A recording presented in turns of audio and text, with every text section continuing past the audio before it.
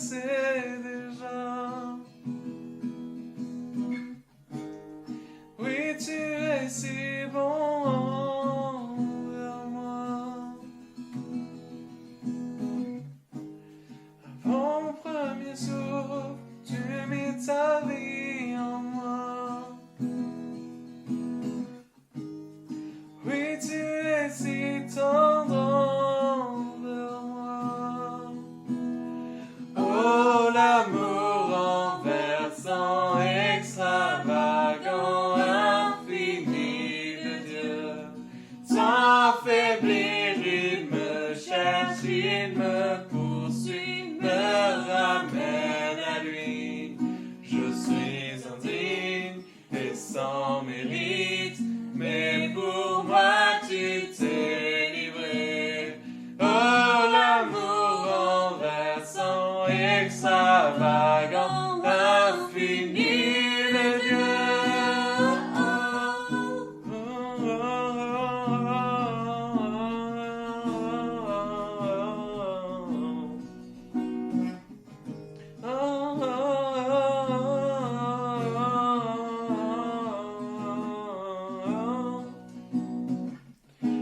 Je t'ai rejeté sans relâche, tu m'aimais. Oui, tu es si bon envers moi. Je me sentais vain et tu m'as offert la croix. Oui, tu es si tendre envers moi. Oh, l'amour renversant, extravagant, infini de Dieu. Sans faiblir, il me cherche, il me poursuit, me ramène à lui. Je suis indigne et sans mérite, mais pour moi tu t'es livré. Oh, l'amour renversant, extravagant, infini de Dieu. Oh, oh, oh, oh,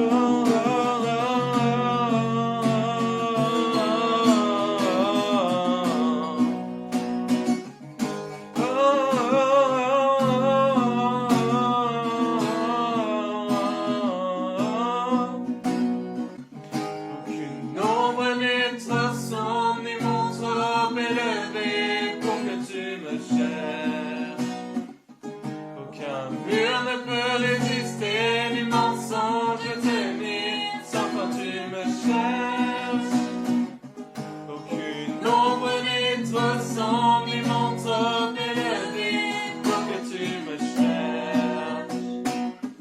Aucun mur ne peut résister, ni mensonge tenir, sans quand tu me cherches.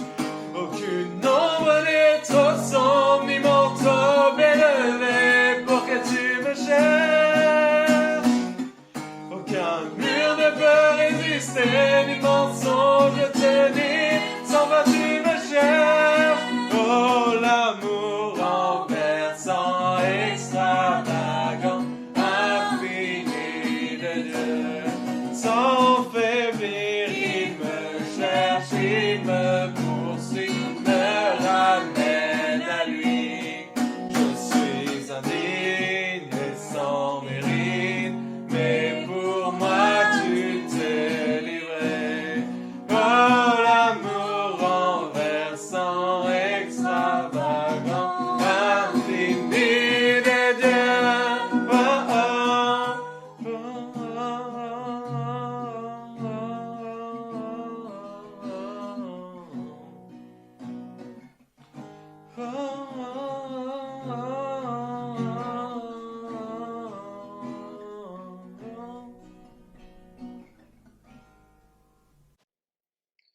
Seigneur, je te remercie pour ces temps qu'on peut passer ensemble, Seigneur, même si c'est de manière individuelle, Seigneur, je prie pour tous les membres de l'Église, Seigneur, que tu puisses encore nous soutenir, Seigneur, que tu puisses encore nous protéger, Seigneur, et je te remercie parce que tu nous donnes la possibilité de te rapprocher de toi chaque jour, Seigneur. Je te prie que tu puisses encore agréer notre louange, Seigneur. Que nous puissions t'apporter une louange qui te plaît, Seigneur. Je te remercie encore pour tout ce que tu fais et pour qui tu es. Amen.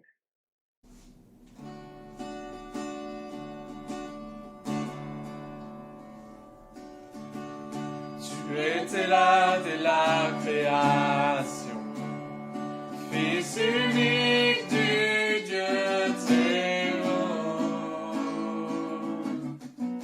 Les mystères de ta gloire révélés en toi, Christ, notre Seigneur. Oh, ce nom est si merveilleux, oh, ce nom est si merveilleux, le nom de Jésus-Christ, mon roi.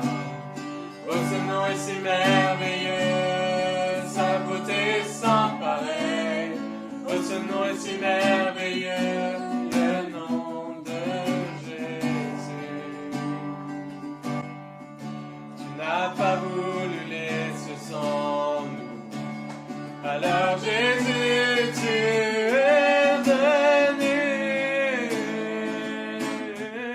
Son amour a vaincu mon péché, plus rien ne peut nous séparer. Oh, ce nom est si glorieux, oh, ce nom est si glorieux, le nom de Jésus-Christ, mon roi. Oh, ce nom est si glorieux, sa beauté sans pareil. Oh, ce nom est si glorieux, le nom de Jésus. Et la terre a tremblé, le voile s'est déchiré, les armes ont la mort et le péché. Les cieux chantent ta gloire, l'écho de ta victoire, car tu es le roi ressuscité. Tu es sans rival, tu es sans égal, que tu triomphes à tout jamais. À toi soit le règne, à toi soit la gloire, car ton nom surpasse tout autre nom. Oh, ce nom est victorieux, oh, ce nom est victorieux, le nom de Jésus-Christ, mon roi. Oh, ce nom est victorieux, sa puissance est sans pareil. Oh, ce nom est victorieux, le nom de Jésus.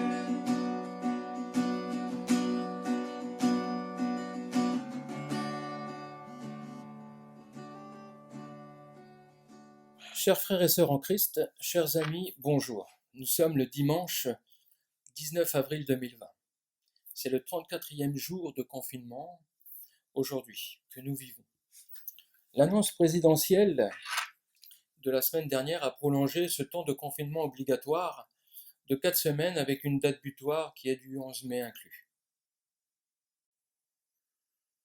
Avant de commencer cette parole du dimanche que je dois à tous mes frères et sœurs en Christ de l'Église chrétienne de Sarrebourg, je tiens à vous demander comment allez-vous, ou plus exactement comment allez-vous bien. L'apôtre Jean vous aurait souhaité que vous prospériez à tous égards et que vous soyez en bonne santé, comme prospère normalement l'état de votre âme. Nous entendons ici et là que les gens vivent plutôt mal leur confinement pour les raisons qui les concernent.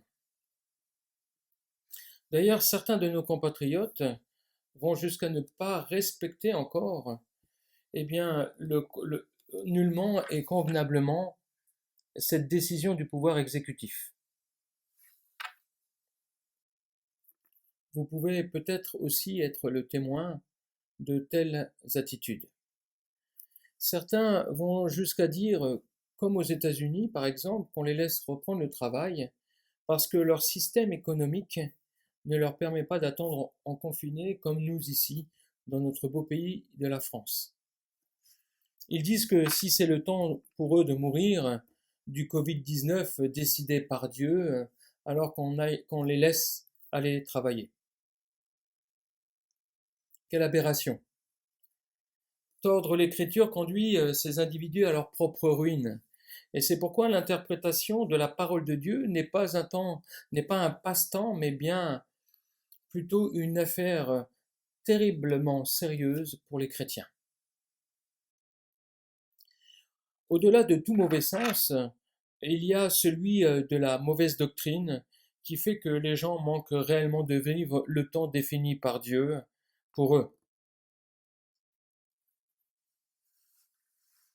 Ils raccourcissent leur temps de vie et parfois de manière considérable, plutôt que de la rallonger, comme nous pourrions le voir dans divers passages de la Bible. Aussi, le manque d'hygiène de vie, de moralité, d'éducation sont autant de facteurs de réduction de temps de vie. Vous doutez de ces dires? Alors, prenons l'exemple de ce que nous pouvons voir aujourd'hui dans le monde. Nous recensons actuellement un mort tous les 6 secondes dû au diabète de type 2, sachant qu'il y a 35 ans environ, il aurait été impensable qu'un jeune de 18 ans contracte un diabète de type 2, alors que c'est un cas qui a tendance à se généraliser dans les pays riches du monde. Et pas que.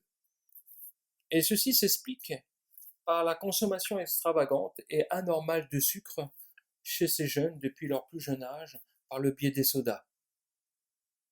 S'ils avaient eu une autre alimentation, ils n'auraient certainement pas eu ce problème d'obésité et de diabète qui tue prématurément les gens. Cette démonstration factuelle montre bien que notre façon de nous comporter avec nous-mêmes et avec les autres peut raccourcir ou augmenter nos jours de vie, aux dépens de ce que Dieu avait prévu initialement. Je pourrais encore démontrer une multitude d'exemples qui corroboreraient cette vérité en termes de temps de vie sur Terre.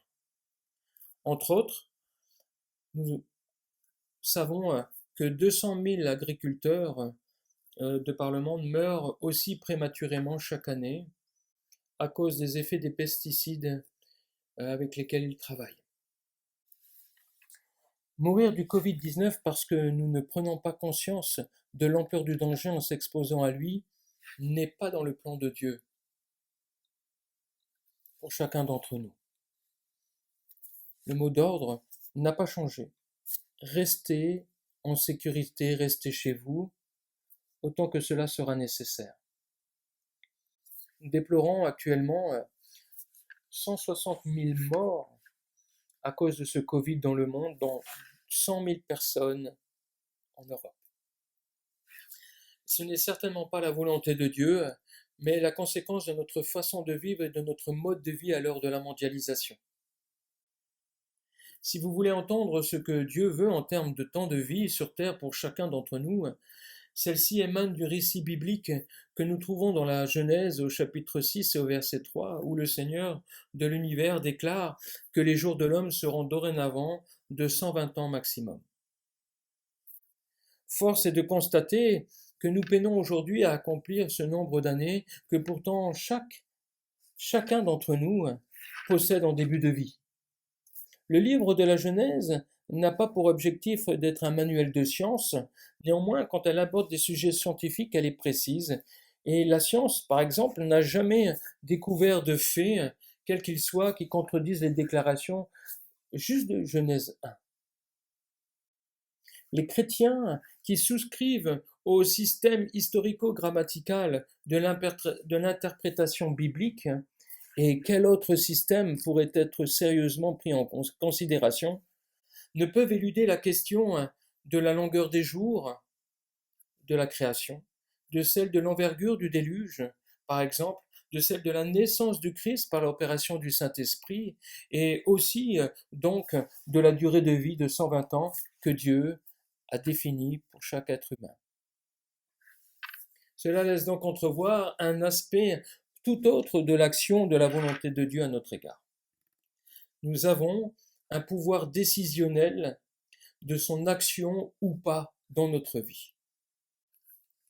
Nous avons donc un pouvoir décisionnel de son action ou pas dans notre vie. Et nous avons la possibilité de maximiser ou minimiser cette volonté de vie que Dieu veut nous apporter. Nous pourrions donc dire en proportion que Dieu propose et l'homme dispose, ce qui est bibliquement vrai.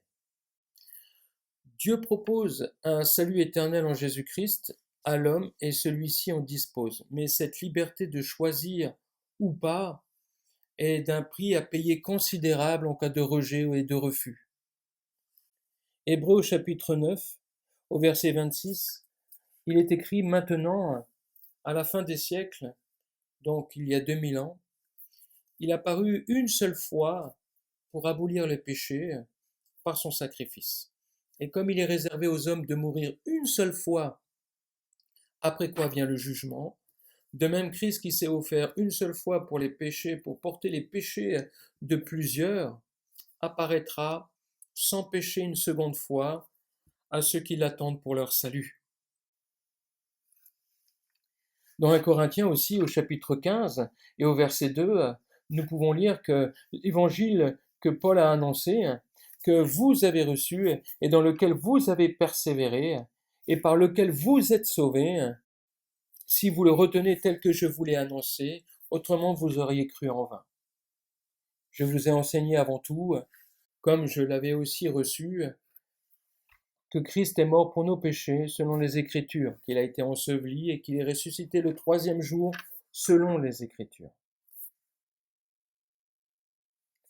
Il y a un temps pour tout, un temps pour toute chose sous les cieux, un temps pour naître et un temps pour mourir, un temps pour planter et un temps pour arracher ce qui a été planté, un temps pour tuer et un temps pour guérir, un temps pour abattre et un temps pour bâtir, un temps pour pleurer et un temps pour rire, un temps pour se lamenter et un temps pour danser, un temps pour lancer des pierres et un temps pour ramasser des pierres, un temps pour embrasser et un temps pour s'éloigner des embrassements, un temps pour chercher et un temps pour perdre, un temps pour garder et un temps pour jeter, un temps pour déchirer et un temps pour coudre, un temps pour se taire et un temps pour parler, un temps pour aimer et un temps pour haïr, un temps pour la guerre et un temps pour la paix.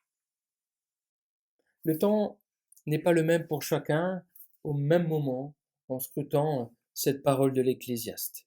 Aussi, aujourd'hui, le temps n'est pas le même pour les hommes et les animaux.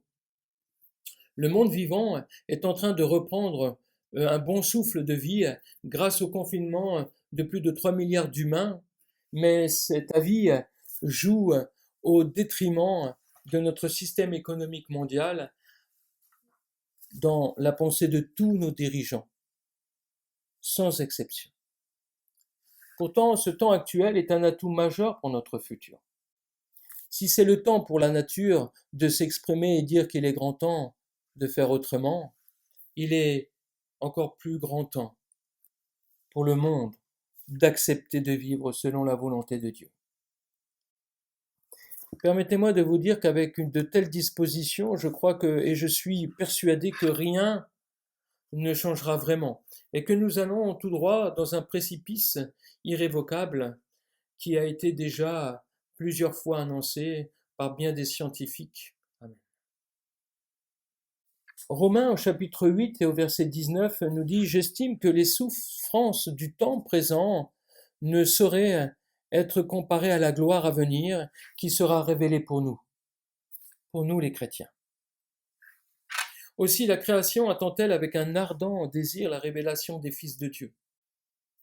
Car la création a été soumise à la vanité, non de son gré, mais à cause de celui qui l'y a soumise, avec l'espérance qu'elle aussi sera affranchie de la servitude de la corruption pour avoir part à la liberté de la gloire des enfants de Dieu.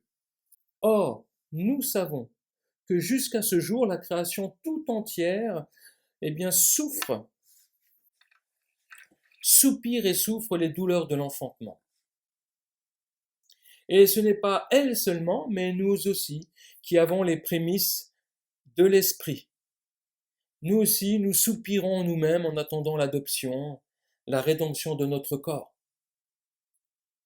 Car c'est en espérance que nous sommes sauvés. La notion de sacrifice est perdue dans bien des consciences d'hommes pour endiguer le feu qui brûle actuellement notre maison, qui est la terre. Le seul remède efficace que la Bible donne, c'est la seconde apparition de celui qui n'a pas péché, Jésus, et également avec lui l'apparition des fils de Dieu, qui nous renvoie en ce qui les concerne à la référence de Romains au chapitre 8 et au verset 14. Si l'esprit de celui qui a ressuscité Jésus d'entre les morts habite en vous, celui qui a ressuscité Christ d'entre les morts rendra aussi la vie à vos corps mortels par son esprit qui habite en vous. Ainsi donc, frères, nous ne sommes pas redevables à la chair pour vivre selon la chair. Si vous vivez selon la chair, vous mourrez. Mais si par l'esprit vous faites mourir les actions du corps, vous vivrez. Car tous ceux qui sont conduits par l'Esprit de Dieu sont fils de Dieu. Comment pourrait-on concilier ces deux natures humaines? D'un côté, une volonté terrestre, charnelle, diabolique, avec la lutte pour la vie, avec la sélection naturelle, les impasses et les extinctions sans nombre, avec les maladies, les confusions, le désordre, la déchéance, les carnages et la mort, qui ne fait que accélérer notre temps. Et de l'autre, une volonté spirituelle avec un Dieu de sagesse, d'ordre, de puissance, de grâce, qui accorde une vie nouvelle en Jésus-Christ. Si la notion de sacrifice est exclue dans la grande majorité des consciences d'hommes, elle a été le moyen efficace pour que nous soyons sauvés aujourd'hui, de nous-mêmes. Dans l'épître aux 2 Timothée, au chapitre 2, au verset 5, nous disons qu'il n'y a qu'un seul Dieu et aussi un seul médiateur entre Dieu et les hommes. Jésus-Christ homme, qui s'est donné lui-même en rançon pour tous. C'est là le témoignage rendu en son propre temps. Cette notion de sacrifice a été pleinement accomplie par Jésus-Christ, le Fils de Dieu. C'est par le moyen de son sang que nous avons une libre entrée dans le sanctuaire céleste, ce lieu très saint. Une route nouvelle et vivante a été inaugurée pour nous au travers de sa chair, afin que nous puissions être participants de la nouvelle nature en Jésus-Christ. Il est recommandé à tous les chrétiens de s'approcher continuellement de ce lieu céleste avec un cœur sincère, dans la plénitude de la foi, les cœurs purifiés d'une mauvaise conscience et le corps lavé d'une eau pure. Attention à ne pas se leurrer de faux espoirs, comme cet individu que vous pouvez lire dans le livre du voyage du pèlerin de John Bunyan. Nous lisons quelques passages de ce livre, à la page 186 à 187, il est dit « Je me rendormis et je rêvais de nouveau. Je vis les 2 pèlerins descendre de la montagne et se diriger vers la ville. Au pied des montagnes délectables, à main gauche, se trouve le pays appelé Gloriole. Il est relié par un sentier tortueux au chemin qui suivait les pèlerins. À cet endroit, ils rencontrèrent un jeune homme très alerte qui venait de ce pays et dont le nom était propre Justice. Chrétien lui demanda d'où il venait et où il allait. « Je suis né dans la contrée que vous voyez ici, à main gauche, et je me rends à la cité céleste, répondit propre Justice. Mais comment espères-tu atteindre la porte? Ne t'attends-tu pas à rencontrer des difficultés? Lui dit Chrétien. Je ferai comme tout le monde. Mais que montres-tu à la porte quand tu te laisses entrer, pour qu'on te laisse rentrer? Je connais la volonté de mon maître, répondit le jeune homme. Je suis un honnête homme, payant à chacun ce qui lui est dû. Je prie, je jeûne, je paye la dîme et fais des aumônes, et j'ai abandonné mon pays pour me rendre là-bas. Mais tu n'as pas passé par la porte étroite qui est à l'entrée de ce chemin, dit Chrétien. Tu es arrivé ici directement par ce sentier.